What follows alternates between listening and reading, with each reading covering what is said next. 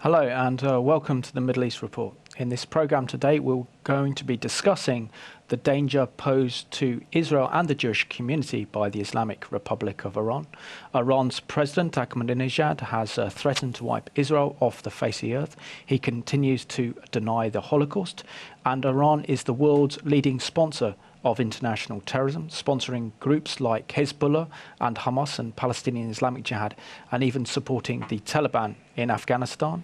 Iran is also an abuser of human rights and has abused the rights of Jewish minorities, Christians and other religious groups in Iran, and continues to be a menace to not only the world but also the Middle East. And in this program today we'll be discussing why doesn't the world wake up to the danger posed by the Islamic Republic of Iran. And joining me on today's program is Zalmi Ufstover, who is the chairman of Likud Harut. Zalmi, welcome back to the Middle East Report. It's great to have you on the program. Last time we had you on the program, we were discussing the Israeli elections, which have only just gestated into a coalition, which I think the last day of its formation is supposed to be today. Otherwise, all hell breaks loose. So. Absolutely, I think. But we need to do in a program once we know the full nature of the Israeli coalition. But coming back to the Middle East Report, can you tell us a little bit about your background and how you got involved in representing Likud Harut, which is the political party of the current Israeli Prime Minister Benjamin Netanyahu? Well, I wasn't a political animal to start off with, but I'm a child of Holocaust survivors. And didn't have anything to do with Holocaust studies, never went to see Schindler's List, still haven't seen it. Just closed that part of my life off, and then at one time I went to Auschwitz, Poland, to see the flypast of the IDF, an IDF Holocaust, son of a Holocaust survivor, was a pilot, and he took a squadron of 3 F-15s over the death camps, and I felt that would be a good time for me to actually face that era. And ever since then I've looked at life through the prism of the Holocaust, and I started reading up on Jewish affairs, a lot of the writings of Menachem Begin, who was the founder of the Herut party, which then morphed into the Likud party, and started writing on Jewish themes, and then they asked me to become a chairman of the Likud in the UK, and that's really the story. Excellent. And just putting aside the terrible economic problems that the world economy is in, the probably next biggest pressing foreign policy challenge of this generation is the threat of the Iranian nuclear threat. In your opinion, why does the Islamic Republic of Iran pose such a threat and danger not only to Israel but the Jewish people? Well, on the subject of speaking as a child of Holocaust survivors, the Holocaust which Ahmadinejad denies is what killed my grandparents and uncles and aunts and so forth. And it is only if you do not learn the lessons of history, you're bound to repeat them. I think where Iran is concerned, the most telling statement comes from the Nobel laureate Holocaust survivor Elie Wiesel, who was asked once, what is the lesson you've learned from the Holocaust, of the one thing that you could pass on? And he said, if someone threatens to kill you, believe him. And Ahmadinejad is someone who is threatening, as Hitler did, mass killing of Jews, genocide. And Israel believes him. Unfortunately, the rest of the world hasn't gotten round to that yet. And we have a clip to go to now that's entitled, Israel Views Nuclear Iran as an Existential Threat.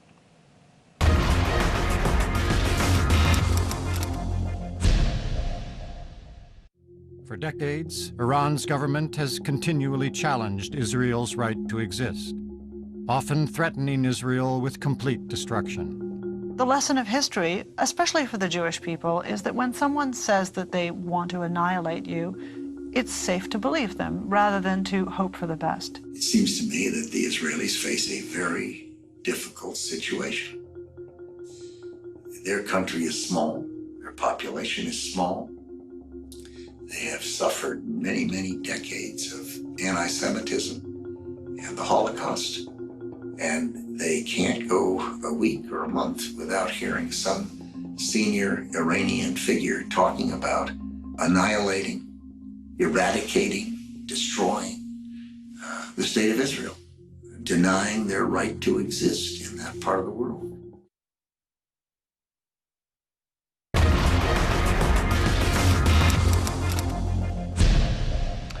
Hello and welcome back to the Middle East Report. Zalmi, we saw that clip there with the former Secretary of Defense, Donald Rumsfeld, really talking about the dangers posed to Israel and the Jewish people from the threat of Iran. Now, it's very interesting. I remember going to, a few years ago, to a talk by Ephraim Levy, Israel's former head of the Mossad, intelligence agency, in which he said that he spent 60 to 70% of his time dealing with threats from Iran. Maybe that should be an indication how much the Iranian regime is committed to the destruction of the State of Israel. And it's about time the rest of the world took notice of this threat. Yes, that's right. I mean, the fact is that Iran is the godfather of terror in the Middle East, and it is also exporting that terror into Europe, whether it's Bulgaria, whether it is elsewhere. It's not going to stop. It is only getting emboldened by nations who are refusing to classify these people as terrorists and to identify who the sponsors of that terror are. But it beggars belief that with what goes on in Syria today, in terms of Iranian backing of all this Syrian bombing by the Assad regime and this slaughter of, coming up to 60, 70,000 people. People still do not see the evil that is being projected into this region, and all funded by oil money. And it's not going to get better; it's going to get worse. And I think the sooner people wake up, as you say, to it, the better. But haven't we lost a sense of moral responsibility? But also, we've lost this moral sense to call evil what it is, evil. And that's essentially what the Iranian regime is about. It's about exporting terror and exporting the Islamic revolution, not only that threatens Israel, but also threatens the entire Arab world and the Sunni identity of the Middle East.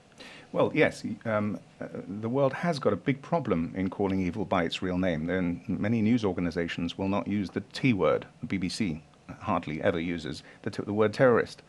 And until you actually identify your enemy and the threat, you'll never be able to fight it. Israel has, for long, as Donald Rumsfeld said in that clip, identified and had to deal with this on a daily basis.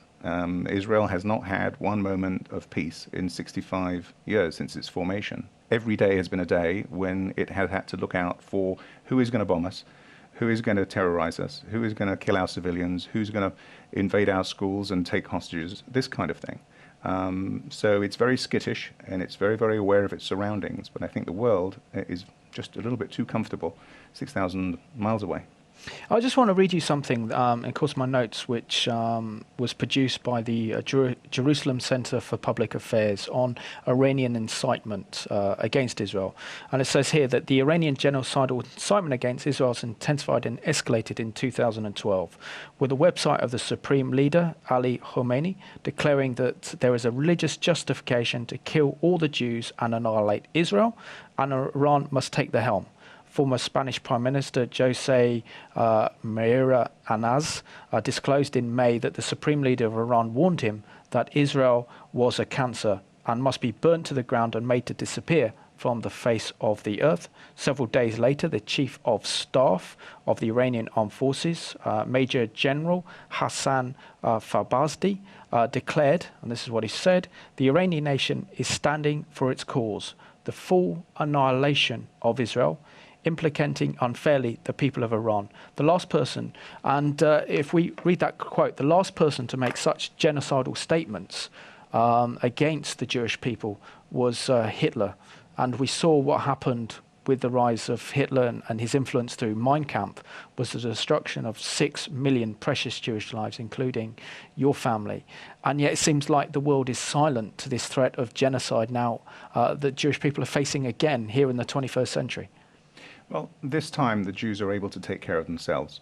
There's no question that Israel will take care of itself. It will take care of its people. There's 6 million now in Israel. And the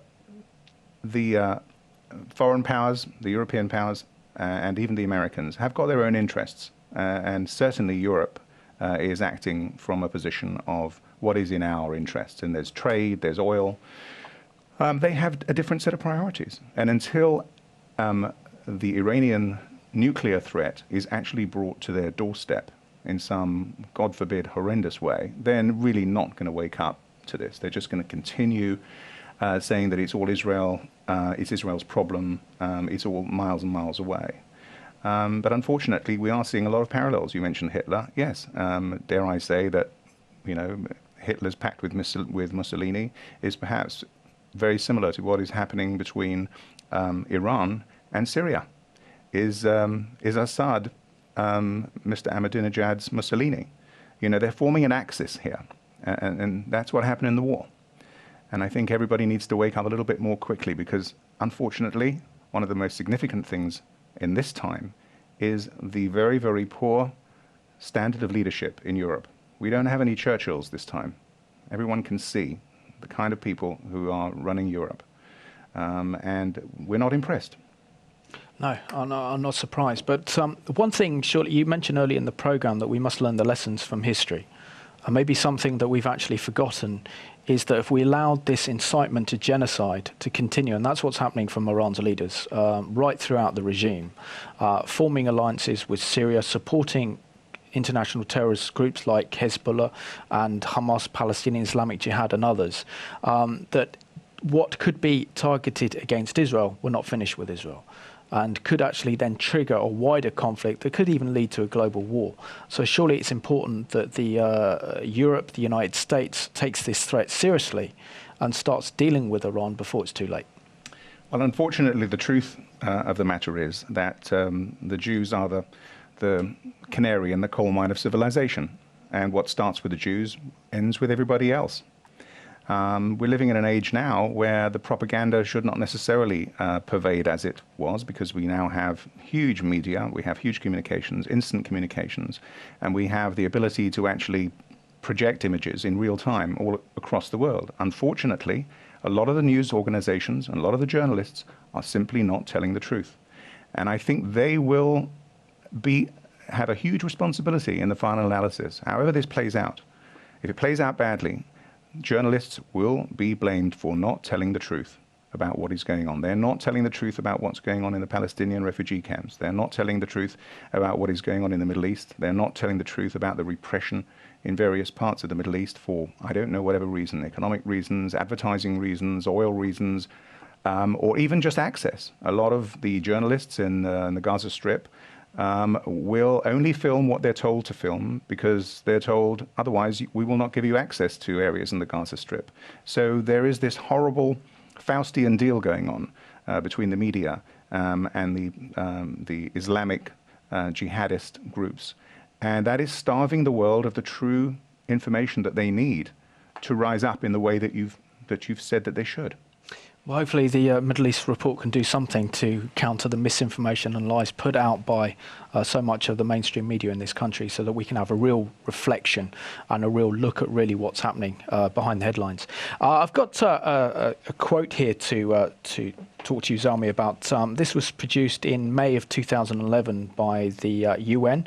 Its International Atomic Agency, the IAEA, revealed that Tehran has been working on a sophisticated triggering technology that could be used for one purpose and one purpose only, and that is setting off a nuclear weapon. The next month, Iran announced it was planning its triple production of higher grade uranium enriched to 20%, and was moving centrifuges to its new Fardo enrichment facility near Qum, which is located inside a mountain. And then in September 2011, the IAEA noted that it was increasingly concerned that Iran was conducting experiments on warheads and nuclear payloads. 2 months later, the IAEA reported presented the existence of the Iranian engineering studies for replacing the conventional warhead and the re-entry vehicle on the Shihab-3 missile with a new device. Now, surely this is a big game changer in the Middle East. If Iran develops nuclear weapons, has the capabilities of firing them, then the implications are huge, not only for Israel, but the Arab world, maybe even European security. Well, actually, a couple of years ago, I was quite resentful of this phrase, game changer. Obama was saying it at the beginning of his campaign and the beginning of his presidency. But it's not a game. This is a very serious business for us, for the Jewish people. And it is not just for us, it is for the world. I think, we all remember, we're old enough to remember Chernobyl, and that was just a nuclear leak. But it affected us. We had, poisoned sheep in Devon and so forth. If there is going to be a nuclear exchange, which involves Israel, there will be repercussions for the whole world, not just in terms of shutting off oil in the Persian Gulf and whatever else have you, but there will be a severe health problem affecting Western Europe. People need to wake up to this, and they're not, as I said before, alive to it. I hope that will change. And do you believe that the sanctions placed on the Iranian regime by the EU and by Britain and by the United States is actually having an impact on Iran? Certainly it's having a devastating impact on Iran's economy, but there's great determination with the Iranians to actually achieve nuclear weapons capability purely out of pride. Is time running out on Iran's nuclear weapons program? And could we see military action either by the Israelis or by the Americans to actually stop Iran from developing nuclear weapons? Well, Obama recently, very recently said that there's another year to go before Iran reaches nuclear weapons capability. But I think Israel is running on a very different clock. Netanyahu, our party leader, said in the United Nations, with that famous caricature of a bomb, that the critical period will be in the spring or summer. And America is now saying another year. But America is working to a different timetable, and there's a very important reason for this. America is able to go into Afghanistan and carpet bomb. And, Britain was able to go into Dresden and carpet bomb. And the Russians were able to go into Chechnya and carpet bomb. Israel can't do that kind of thing. Israel has to do a surgical operation, as it did in Iraq. When it bombed the Saddam's nuclear reactor under Menachem Begin, when he took that decision, they went in there at the quietest time on a Sunday, I think it was, to make sure there was minimum casualties. And for blowing up an entire nuclear industry there, there were remarkably few casualties. It was a surgical strike with a humanitarian edge to it. The Americans and the British and the world powers don't actually work to that standard. So they feel that when things really get serious with Iran and they wake up one morning and there's a nuclear bomb being wheeled out someplace, they can send off 1,000 Tomahawk missiles, shock and awe and so forth. That's not something that Israel is capable of doing or will ever do. So they will go in much earlier, and I think America does know that. And we've got a clip to go to now entitled The Iranian Time Bomb.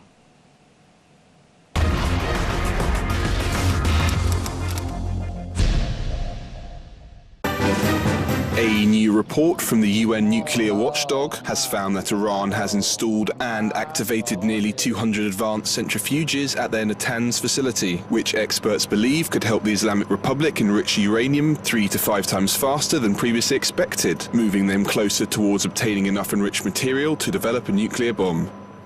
This new report by the United Nations is of grave concern because it shows clearly that the Iranians are more close than ever before to having enough enriched uranium for a nuclear weapon, and that simply cannot happen. We cannot allow the Ayatollahs in Tehran to have a nuclear weapon. Now, this issue, I'm sure, will be at the very top of the agenda when President Obama visits Israel next month.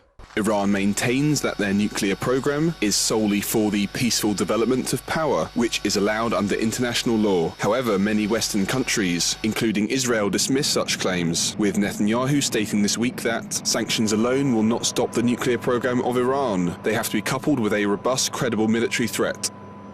The 5 permanent members of the UN Security Council and Germany are due to meet representatives of Iran in Kazakhstan on February 26th for further negotiations, with the US stressing that the window for a diplomatic solution will not remain open indefinitely.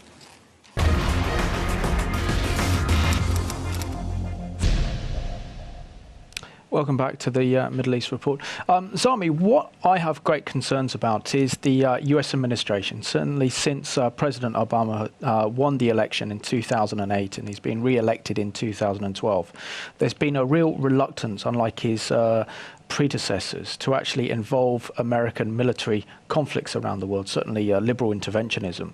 And with the appointment of Chuck Hagel as his new Secretary of Defense, I doubt America's willingness under President Obama to actually confront Iran, which means that it would leave Israel in a very, very dangerous situation and very vulnerable to actually take on Iran's nuclear facilities. Well, that's true. Everything we've heard about Hagel suggests that he's anti-war. Everything we've seen recently about the rush to exit from Afghanistan and Iraq, leaving it not really in a very good state. I mean, it's only a question of time before Iran starts to reoccupy these areas and turn them into Shia centers of terror, and it's not a very rosy outlook. But unfortunately, America is war weary, and America has got some serious debt problems right now. It's not about to go into anything new willingly, whether it's Iran or even Grenada. It just doesn't want to get involved. And Israel really has never had to ask anyone's permission to defend itself. It's quite prepared to defend itself. And frankly, if there is a world opprobrium against Israel, well, frankly, there's been world opprobrium against Israel when Israel has been trying to make peace. So, you know, if you already, I think I heard Menachem Begin's son, who recently was in government, when he came to London, he said about world censorship of Israel. He said, "I would rather we were harshly criticized than elegantly eulogized." And I think really that's what we believe in. We're going to do the right thing. We're going to do what needs to save our people. There's not going to be a second Holocaust, certainly not by Mr. Ahmadinejad. We've seen people like him off down the generations, and he will also be just another statistic on that line. And it very much reminds me, Zalmi, of the Book of Esther. I know that the Jewish community celebrated Purim not long ago, but it's also a reminder to us today that the Jewish people face that same threat of genocide and annihilation as they did in the time of Esther and the Book of Esther in the Bible. And it's so interesting again today that Iran is again the instigator of genocide against the Jewish people. And we know what happened to in that story. Yes, well, you know, we're in the season of Passover, and in every generation there will always be someone who rises up to destroy us. And there will be, you know, deliverance this time, as there always has been deliverance. We have that faith. That's the narrative of the Jewish people. When it comes down to looking at Iran, I mean, we've just looked at the genocidal statements by Iran's leaders. We've looked at Iran's nuclear weapons program, how that could actually lead to an increase in terrorism, and certainly means that Iran could support international jihadist groups without fear of retaliation. It would protect their regime. And also, I think it's important to look at the fact that Iran is the world's leading state sponsor of international terrorism, and in particular that Iran sponsors groups like Hezbollah, Hamas, Palestinian Islamic Jihad. There's even been support for the Taliban, and there's even cultivated the new Al-Qaeda leadership that fled the Tabor Mountains in Afghanistan in 2001. We know that they have operatives in Europe and in South America. And surely by the United States or by the Western world actually confronting Iran, we'd see a huge decrease and decline in the terrorism threat that the Western world faces. Yes, it's a multi-headed hydra. People still are in denial about these links, but anyone with open eyes can see that this is a snake with many heads. And in fact, Saudi Arabia itself asked America to cut off the head of this snake. They know the truth, because, you know, it's their people, and they recognize the danger as well. This is a very serious axis of evil. It has limitless funds from oil. It is in league to a large extent in Syria with Russia. Russia's protecting it, arming it with, you know, anti-aircraft missiles and so forth. It's a dangerous situation. And as I say, the world needs to have accurate journalism. The world needs to have the truth told to it. And this is why I say, you know, the media has a very big responsibility in this. And we've got a clip to go to now. It's entitled Axis of Terrorism, Iran, Hezbollah and Hamas.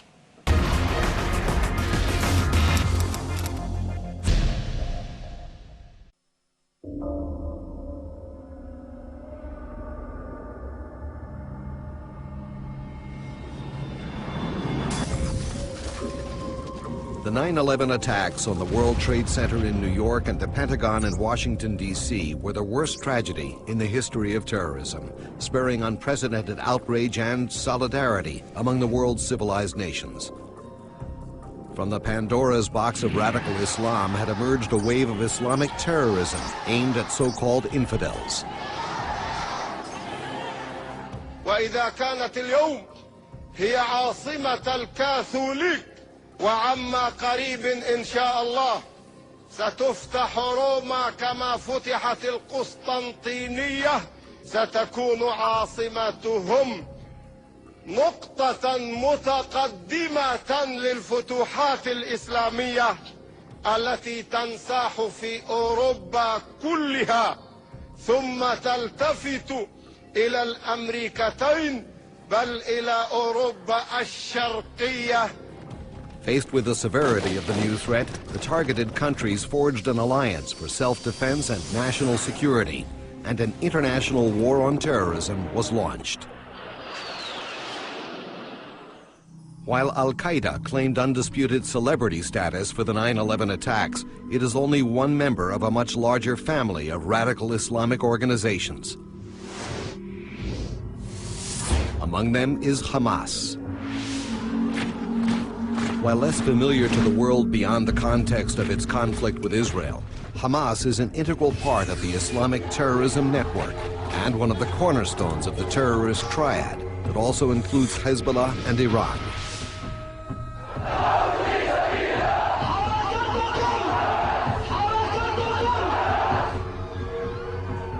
Hamas has a long heritage of terrorist activity and is recognized as one of the world's most extreme, dangerous organizations. In the organizational pyramid of terror made up by these three groups, Iran sits at the top, serving as the ideological leader for its two proxy armies, conveniently positioned along Israel's borders.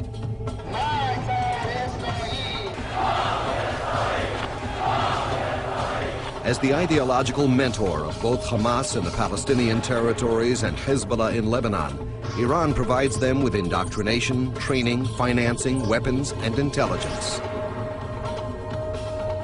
Hezbollah and Hamas leaders are frequent and welcome visitors to Tehran, where Iran's religious mullahs set the ideological tone. A tone which is translated into uncompromising terrorist policies to be applied in their respective theaters of operation.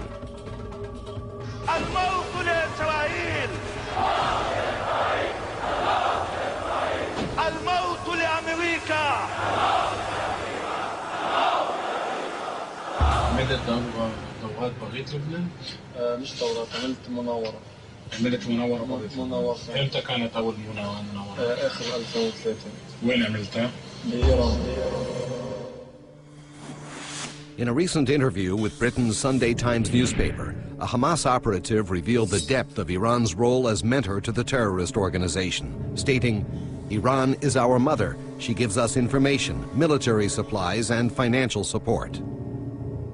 The Hamas combatant described in great detail the clandestine process of training, which begins with trainees illicitly crossing into Egypt, where they board flights to Damascus and then travel on to Tehran. There, in highly secured military encampments, they begin a rigorous 6-month training regime under the close supervision of Iran's elite Revolutionary Guards. They learn and perfect their skills in weapons operation, tunnel evacuation, booby trapping, sniper fire, advanced guerrilla tactics, and explosives and rocket manufacturing, like this homemade IED nicknamed Shawaz, which incorporates advanced technological know-how imported from Iran.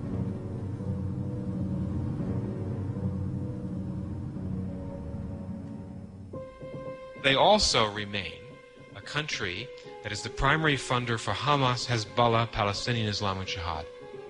Look at any problem in the Middle East, Iran is funding insurrections. Iran invests large sums of money in the dissemination of radical ideology, the manufacture and smuggling of weapons, and the provision of financial incentives to terrorists. It is very clear that Hamas is being armed, and it's very clear that they're being armed in part by the Iranians. Perhaps the most incriminating evidence of direct Iranian arms transfers to terrorist organizations was the interception of the ship Karine A in January 2002. The ship was carrying a cargo of $15 million worth of advanced weaponry to the Gaza Strip. Apart from its ideological objectives, Iran fosters the militant, subversive activities of its terrorist partners in order to divert international attention from its own illicit development program for nuclear weapons. Iran continues to supply enormous amounts of indigenously made weapons to Hamas by land and by sea. The 122-millimeter Grad rockets that rained down upon the cities of southern Israel during the recent round of hostilities, as well as various types of mortar shells, RPGs, and assault weapons, were manufactured in Iran and smuggled into the Gaza Strip through tunnels running beneath its border with Egypt in the Sinai Peninsula. The possibility of Hamas and Hezbollah operating under a future Iranian nuclear umbrella introduces unfathomable challenges and implications to an already foreboding environment. رسالتي إلى اليهود الحاقدين فوالله الذي لا إله إلا هو سنلاحقكم في كل مكان فنحن قوم نشرب الدم وعلمنا أنه لا دم أطيب من دم يهود.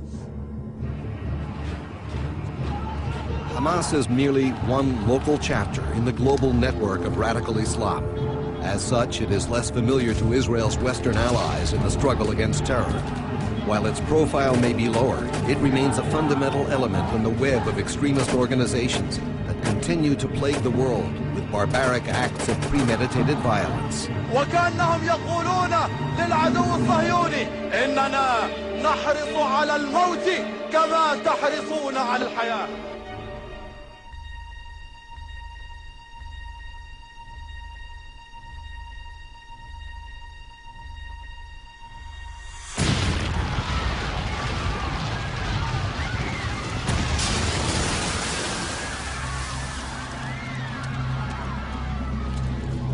The fanaticism that kills children, women, and men in New York, London, Madrid, Washington, and other cities around the world is the same fanaticism that kills people in Sderot, Ashkelon, Ashdod, and other Israeli cities and towns. Eradicating the threat to any state's right to live in security must be the shared responsibility of all those who fall victim to the vile attacks on humanity perpetrated by members of the terrorist brotherhood.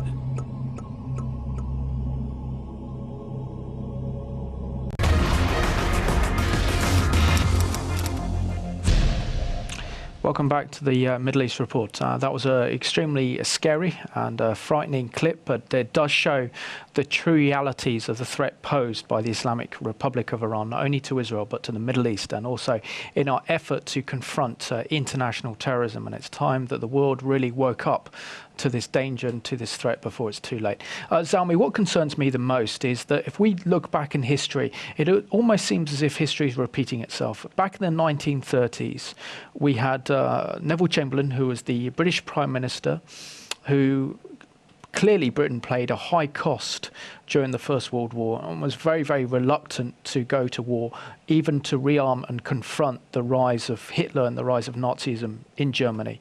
And yet again, in our day, here we go, in the 21st century, we see a similar development taking place across the Middle East, that the Iranians and their sponsors are preparing for war. They're building up their armed forces. And yet here in Britain, we're actually cutting back on our military spending.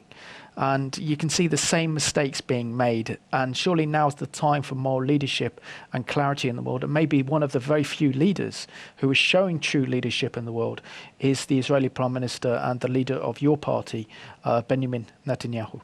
Yes, he is. Many say he's obsessed with Iran. But I guess that if you wake up every morning under an existential threat, that's something to be obsessed about.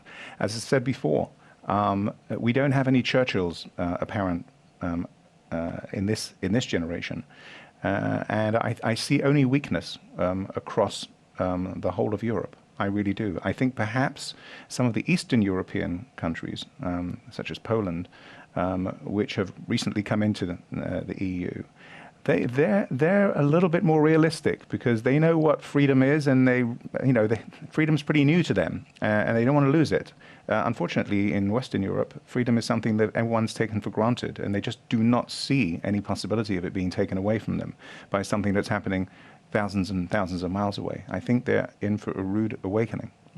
Actually, one of the great dangers with Europe and the whole EU approach, not only to the Middle East but also to the Iranian threat, is that Europe prouds itself on being a soft power. But it's and I've said this on many occasions, and when you visit the European Parliament, you visit the European institutions of power, it's very much like the emperor's new clothes, that the emperor is actually naked, but he doesn't see it. And without economic power and without military power, you can't be a force. And so Europe's trying to fill a role that it can't. And what concerns me greatly is that there's no moral courage coming out of the European Union, certainly not by the European Commission when it comes to Iran, and that even some member states in the European Union classify Hezbollah as a charity.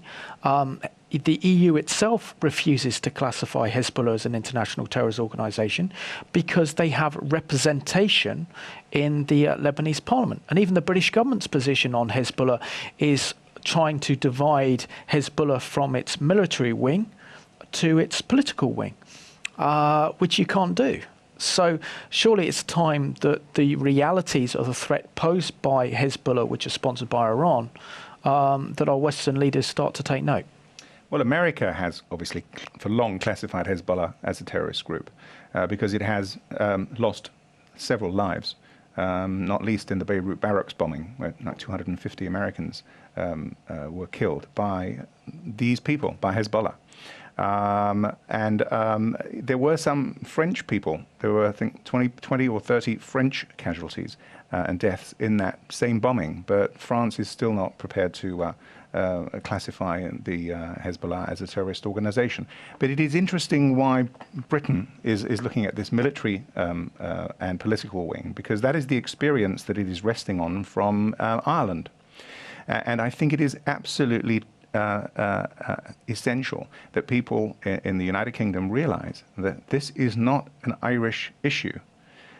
The IRA was not an existential threat to Britain or to Northern Ireland or to the British troops. They didn't want to liquidate British people. They didn't want to commit a genocide. Iran does. This is a very, very different situation. But unfortunately, people like Hezbollah and the groups of jihadist Islamists are fooling around. They're playing with the European system because, as you say, it's a very soft organization in the European Parliament. They will sit there talking and so forth, and they have their rules and regulations, and it takes a long time to do anything. But Iran's playing with these people. They're playing with the West and gaining more and more time to build their weapon.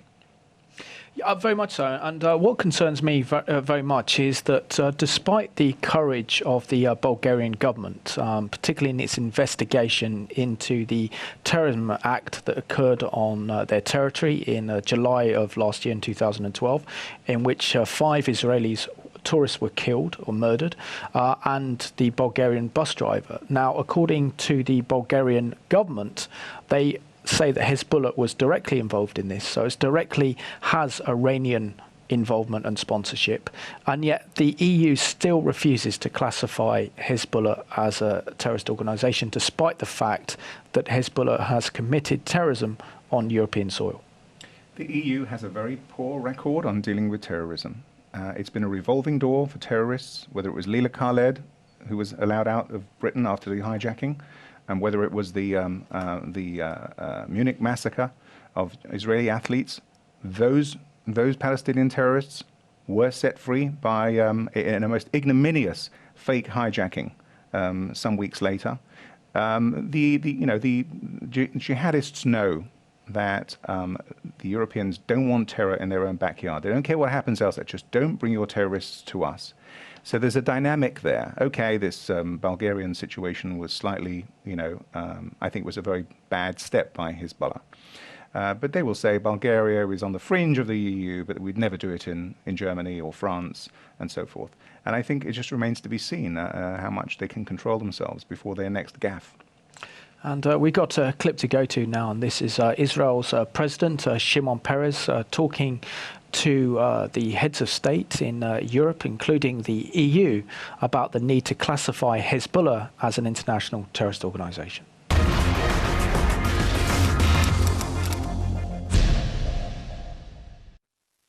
Israeli President Shimon Peres has delivered scathing criticism of Iran and its proxy Hezbollah at the European Parliament in Strasbourg. Peres called the Iranian regime the greatest danger to peace in the world and urged European Union lawmakers to formally declare the Lebanese militant group Hezbollah a terrorist organization. The European Union has been under pressure to name Hezbollah a terrorist organization since Bulgarian authorities said its members were responsible for a terrorist bus bombing in July 2012. Welcome back to the Middle East Report. Clearly, Israel's doing an incredible diplomatic effort in order to get the EU and hopefully Britain as well to classify Hezbollah as an international terrorist organisation. This is something that I've done in more detail with my European report. And thankfully, there are leaders in Europe like the MEP Charles Tannock, who's a Conservative, who has fought tirelessly in order to get Hezbollah blacklisted as an international terrorism organisation. Now, one of the great dangers of not classifying Hezbollah as a terrorist organisation, Zalmi, is surely that Hezbollah have the freedom to finance terrorist operations in Europe, to train and recruit, and so therefore this is actually detrimental to Europe's efforts to counter terrorism. Yes, and unfortunately, in the same way as European laws and European norms prevent people from pulling people out of ponds because of health and safety reasons. It's paralyzed. It's paralyzed by its own laws. And no one knows that better than the jihadists. And they're playing it for all they can get. They're playing the aid program. They're playing they're infecting our campuses in Britain with hate speeches. And no one seems to care, and no one seems to be doing anything about it. And they're all protected by all of these laws. And you see these clips of this hatred being spewed all over the world, and the bombing of the Twin Towers, and all of the bloodshed that goes along. And you have to wonder why, in a world like that, the only people who are being vilified are the Jews. It's, we are effectively the people of the book, but they want to kill the messenger, and we're the messenger that they want to kill. Well, no, history and the God of Abraham, Isaac and Jacob has other ideas. We know that for sure. I really want to bring up another issue, another continent in which Iran and Hezbollah is involved in, and that's a little bit in South America. And I find it astonishing that there was a first attack by Hezbollah in Argentina, in Buenos Aires in 1992, which, according to my notes here, killed 29 Israelis in the embassy attack. And then in 1994, there was an attack on the Jewish Cultural Center in which over 84 people were killed. Yet the Argentinian government refused to come to terms with this. And now the president of Argentina, her name is Cristina Fernandez de Kirchner, has now called for a truth inquiry to involve Iran in that inquiry. Now, surely this is just appeasing terrorism and appeasing Iran, and surely Argentina's behaviour is absolutely shameful, not to mention the Falkland Islands. Well, the idea of a truth commission involving Iran is an absurdity. I mean, this idea sounds almost as absurd as if we would invite the Saudis to investigate 9/11. But I give credit to President Kirchner, the husband of the current president, for keeping this inquiry alive for so long. Many would have just buried this whole thing, saying it was just Jews, so let's move on. But this inquiry has been running for years. But unfortunately, his wife, who has now been president for, I think, 5-6 years, has a different agenda here. Under her 5 years or so of tenure, she's like, tripled the trade with Iran. Argentina is Iran's 7th biggest trading partner. So they're doing like $1 billion worth of trade with Iran. And that's, I think, what drives this particular agenda. It's not going to produce anything credible. It's just going to give a public relations victory to Iran. And I can understand why the Israeli leadership, including the moderate Shimon Peres, are upset with this development. And we've got a clip to go to now that looks at the Truth Commission that's taking place in Argentina over the bombings of the Israeli embassy in 1992 and the Jewish Cultural Center in 1994.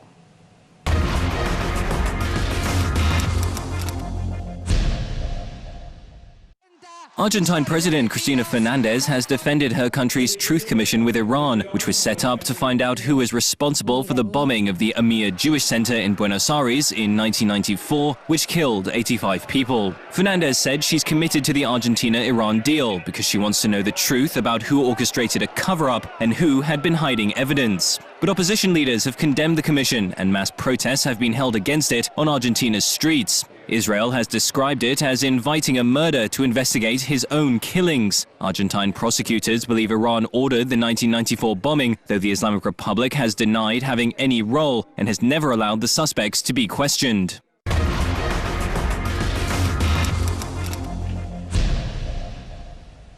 Welcome back to the Middle East Report.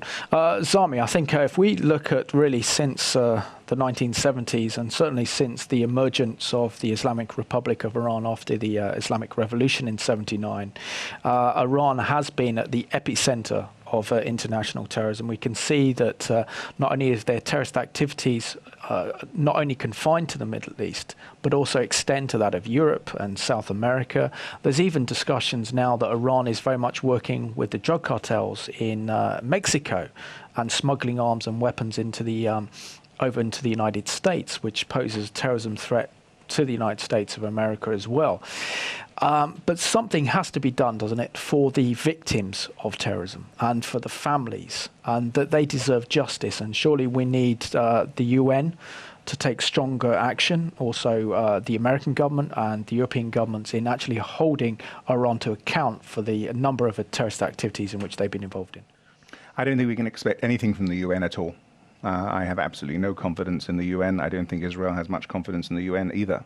The UN's record here is extremely biased, and the UN's sponsorship of UNRWA, which is the special refugee organization set up specifically for the Palestinians, its record is egregious. It's employing Hamas people, and it's perpetuating the Palestinian refugee problem. There were 700,000 displaced people in 1948, and now they're registering 5 million Palestinian refugees.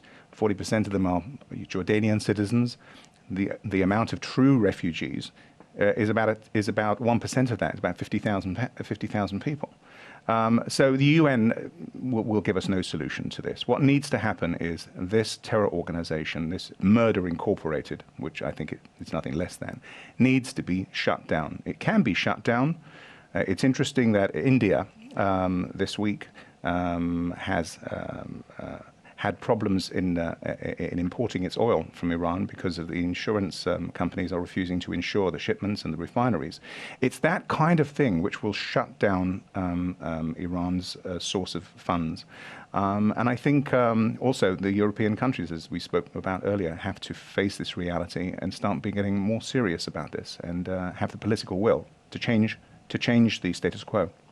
Zami, I just want to thank you so much for joining me on today's Middle East Report. I think one thing we have to be aware of, that we've probably presented very much a depressing picture, but it is the reality that we have to deal with. And sometimes when you present truth, it's difficult.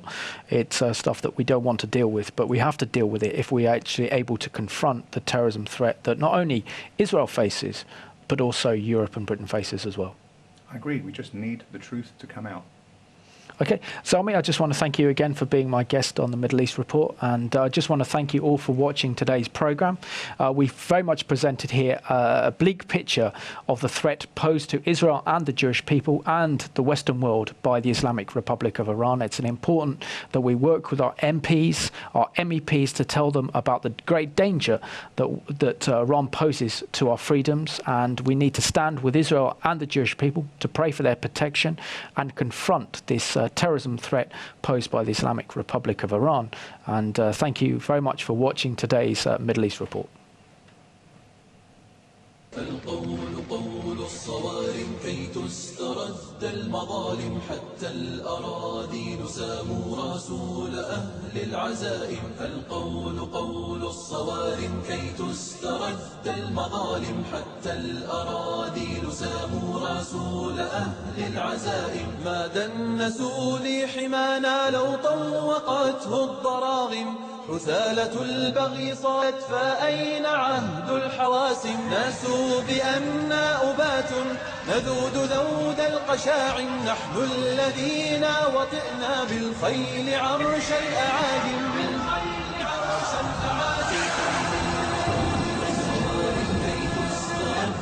المظالم حتى الأراضي نسام رسول أهل العزائم القول قول الصوارم كي تسترد المظالم حتى الأراضي نسام رسول أهل العزائم نحن الذين بنينا حصوننا من جماجم سقنا حليلات كسرى بالسوط فوق الغنائم رسولنا من صنعنا بناة مجد أكارم رسولنا شمس حق أضاء وجه العوالم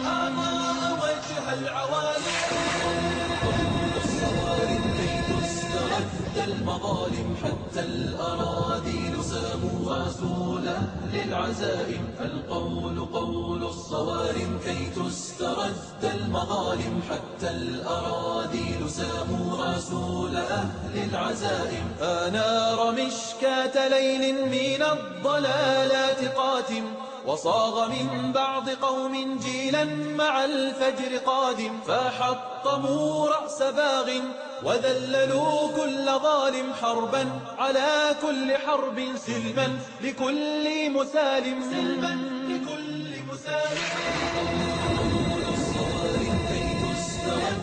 المظالم حتى الأراضي نسام رسول أهل العزائم فالقول قول الصوارم كي تسترد المظالم حتى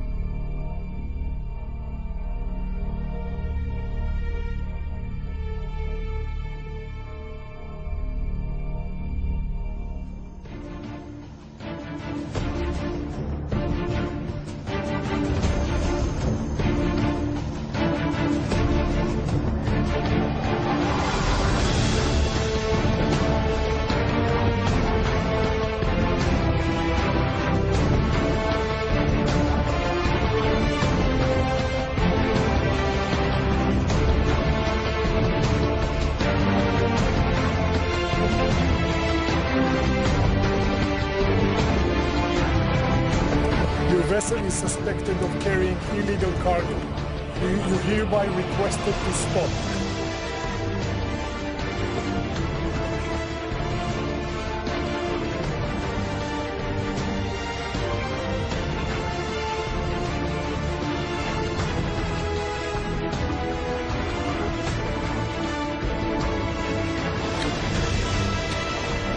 Vous voyez les lettres, ce sont des marques iraniennes. Ce sont toutes des marques de l'armée iranienne.